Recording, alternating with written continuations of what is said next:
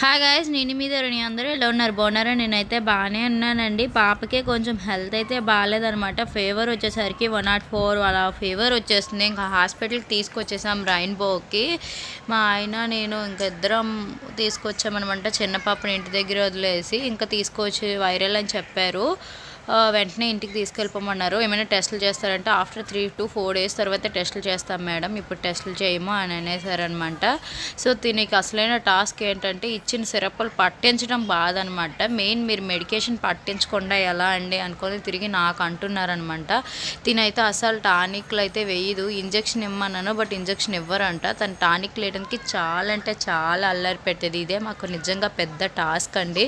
ఊసిస్తుంది అనమాట, అస్సలు పెట్టనివ్వదు నోట్లోకి వచ్చేసరికి.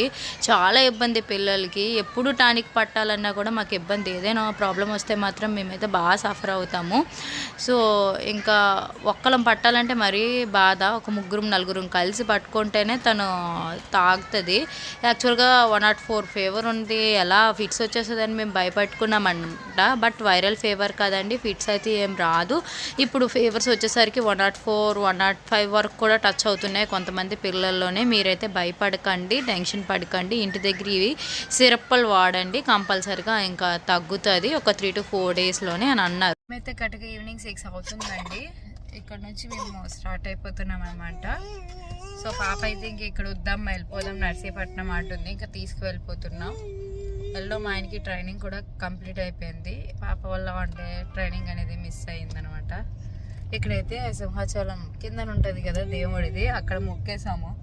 తండ్రి దయ వల్ల తగ్గితే మళ్ళీ వచ్చేసి దర్శనం మేము చేసుకుంటాము అని చెప్పేసి ఈ ట్రిప్లో సింహాచలం దర్శనం కంపల్సరీగా అయిపోతుంది అనుకున్నాము, బట్ అవ్వలేదన్నమాట.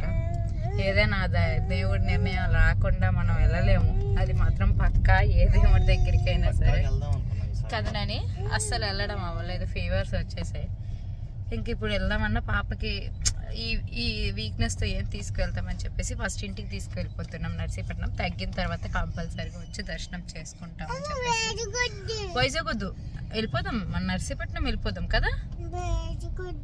చూడండి ఎలా అయిపోయిందో, బాగా ఒక్కసారిగా వీక్నెస్ బాగా వచ్చేసింది, బాగా లాగేసింది. వైరల్ ఫీవర్ అని చెప్పారు. జస్ట్ ఈ వీడియో వచ్చేసరికి మీకు అప్డేట్ ఇద్దామనే షూట్ చేశాను అనమాట. చాలా చిన్నది, అది కూడా మా ఆయన షూట్ చేశారు. ఆ క్లిప్స్ కూడా నేను అసలు తీయలేదు. పిల్లలకి బాగోకపోతే ఇంకా ఏం వీడియోలు తీయబుద్ధి కాదు. సో జస్ట్ ఒక అప్డేట్ కోసం ఈ వీడియో పెడుతున్నాను అనమాట. చాలా షార్ట్ వీడియో. సో ఇంకా పాపని ఇంటికి తీసుకొచ్చిన వెంటనే మేమైతే రెస్ట్ తీసుకున్నాము. తర్వాత తీయాలి అని కూడా అనిపించలేదన్నమాట. యాక్చువల్గా 1 day మొన్న మీకు పెండింగ్ వచ్చింది చూడండి బ్లాగు. సో మేమైతే ఈ సిచ్యువేషన్లో ఉన్నామన్నమాట. సో అందుకే 1 day అయితే వీడియో పెట్టలేకపోయినా, ఆ వీడియో వచ్చేసరికి ఇప్పుడు ఎడిటింగ్ చేసి మీకు అప్లోడ్ చేస్తున్నాను అనమాట.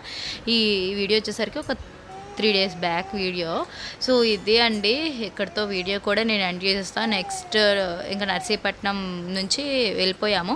నర్సీపట్నంలో వ్లాగ్స్ అనేవి ఇక్కడ కంటిన్యూగా వస్తూ ఉంటాయి. ఎప్పుడులాగే నన్ను ఇలానే సపోర్ట్ చేస్తారని నేనైతే అనుకుంటున్నా. పాపకైతే ఇప్పుడు కొంచెం బెటర్, బాగానే ఉంది. మీరైతే ఏం వరీ అవ్వాల్సిన అవసరం లేదు.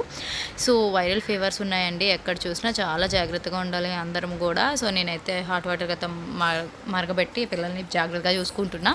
ఓకే అండి, ఈ వీడియో ఎక్కడితే ఎండ్ చేస్తున్నా. బాబాయ్, థ్యాంక్